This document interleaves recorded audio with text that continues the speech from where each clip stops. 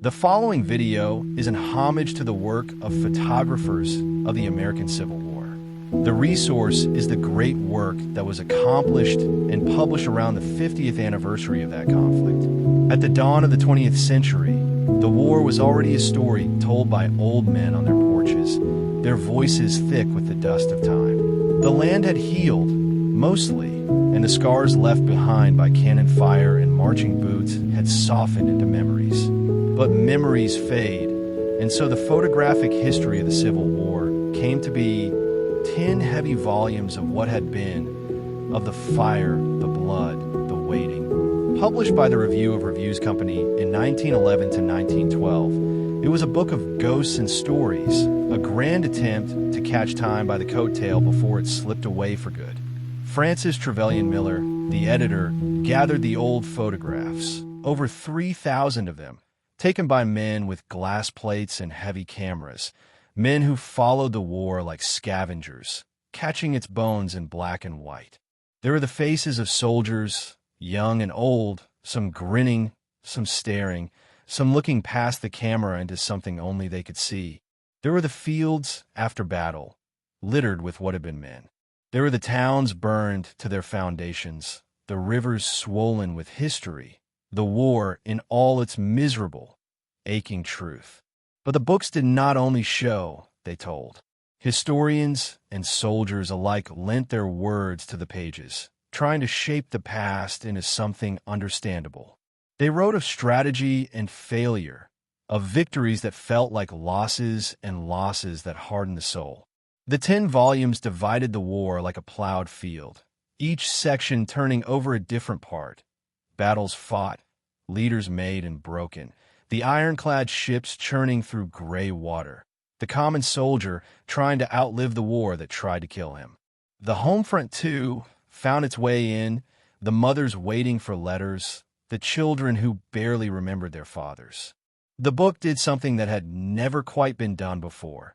It made the war real again, not just words in a school book, but something that could be seen, felt. The reader could stare into the eyes of a boy in uniform and wonder if he lived to see old age or if he was left on some lonely field, unburied, forgotten. The book was not a story of glory, though there was some of that. It was a story of what war truly is beyond the bugles and the flags, a cold, hard thing that takes and takes. When the books were first opened, they must have felt heavy in more ways than one. America was moving forward, the past growing dimmer in the rearview mirror. But here was proof that it had happened, that the war had burned through the country and left its mark. The photographic history of the Civil War was not just for the scholars and the historians. It was for the sons and grandsons who wanted to see what their fathers had seen.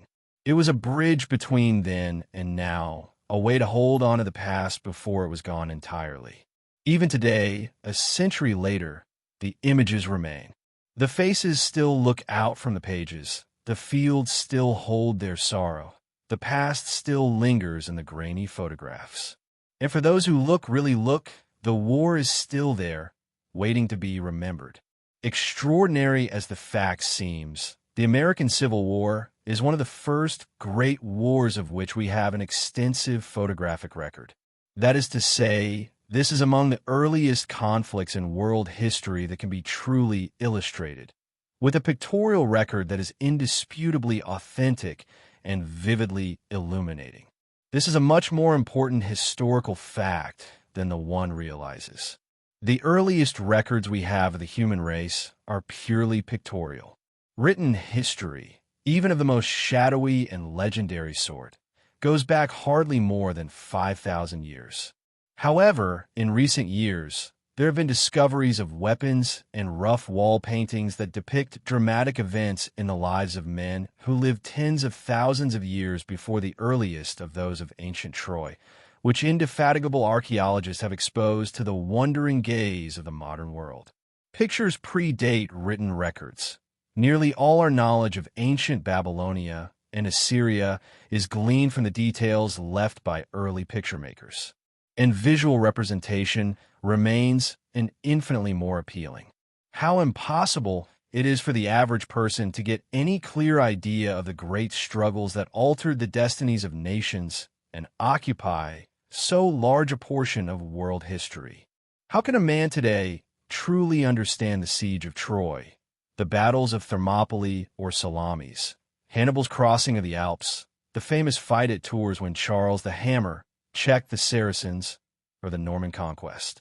Thus, the fact that thousands of photographs of scenes on land and water during those momentous years of 1861 to 1865 have been gathered together means that, for that generation and all succeeding ones, the Civil War stands on a different basis from all others. It is practically an open book to old and young. The advent of photography marked almost as significant a step forward as the discovery of fire. It immortalized scenes, events, and personalities. The greatest literary genius might write a volume without providing as intimate an understanding of the struggle before Petersburg as these exact records do. Captured by adventurous cameramen under incredible difficulties and presenting, with striking clarity, the very essence of reality. One of these indomitable war photographers, in the very costume that made him a familiar figure at the First Battle of Bull Run, is depicted in a well-known photograph. Brady, an American born in Warren County, New York, possessed all the active temperament such an origin implies. At Bull Run, he was in the thick of events. Later in the day, Brady himself was compelled to flee, and at nightfall of that fatal Sunday, alone and unarmed, he lost his way in the woods near the stream from which the battle takes its name.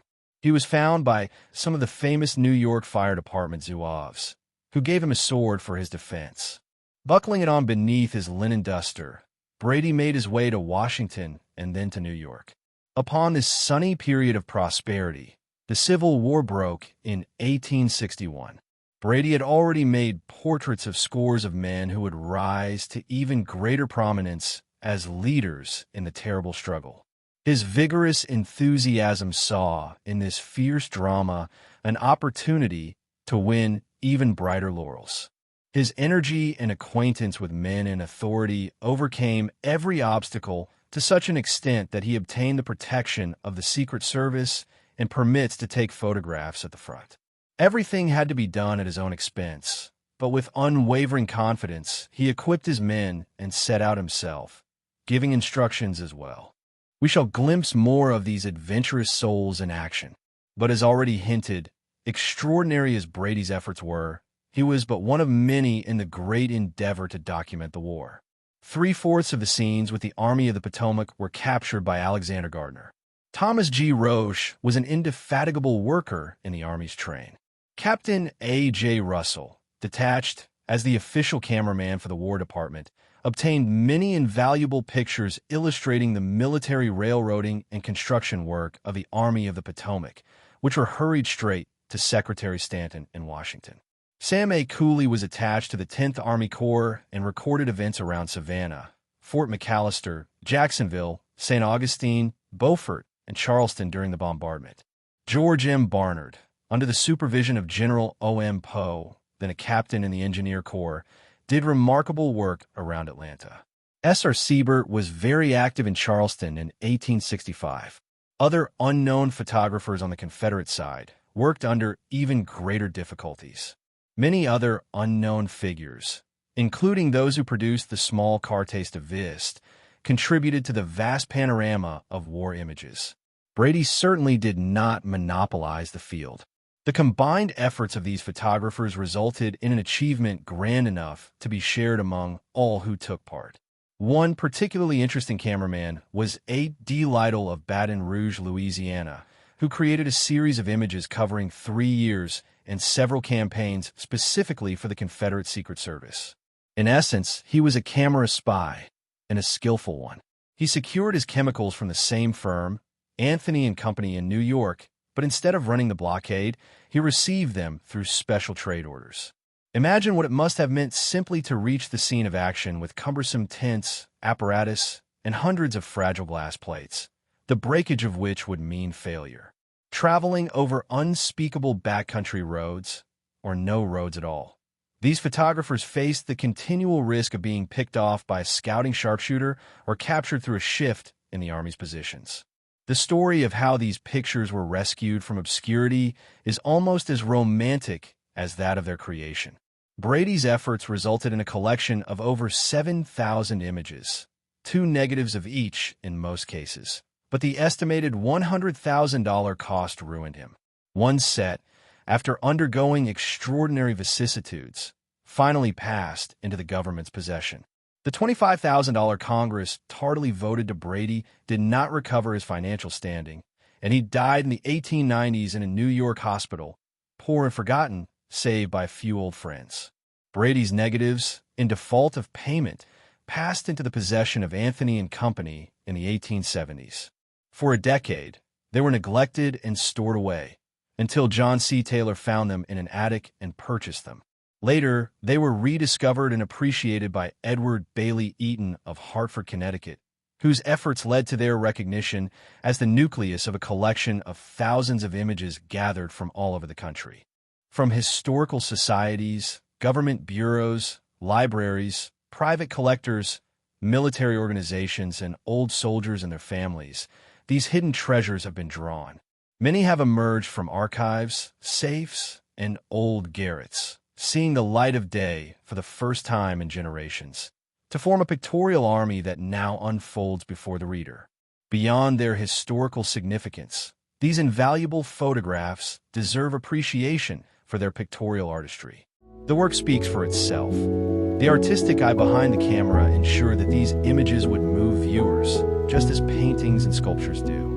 And when such artistry centers on a struggle that determined the destiny of a nation, these photographs become more than mere records.